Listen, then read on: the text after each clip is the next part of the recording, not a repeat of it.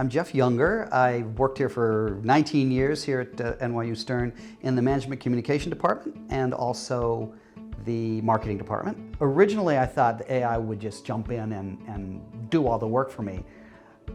After I'm seeing it in operation and after I honestly reflected on what was going on in the classroom, I'm really thinking of it as how is it really going to help the education process? How is it going to help the student learning?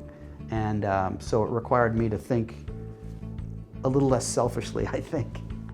In wanting to learn more about AI, I became more aware of this fellowship program that the Learning Lab had. Well, the Faculty Innovations program has been really great because it's given me, well, some resources, personnel and ideas and a lot of help I could not probably do on my own. So I selected the business memo assignment to use with AI, specifically because, well, it's an all-encompassing assignment. It really covers everything that I teach kind of within the first week. I already do peer review. The students love peer review, right? They love working with each other. So I was trying to give them an approach, an application of AI that they could use in the review of their own work.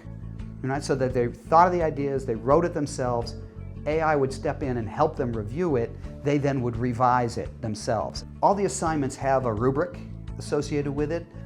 It's crucial for the AI because the AI can work with the breakdown. The custom GPT then could analyze the input, which was basically the student's work, and then respond with feedback completely catered to that specific assignment.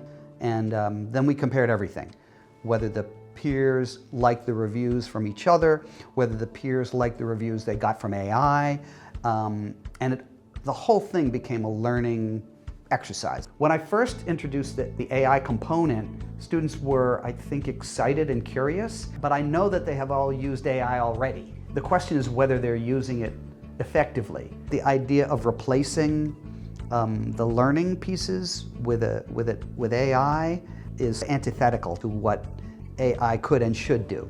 For other faculty members who are trying to investigate and try AI, I say try it.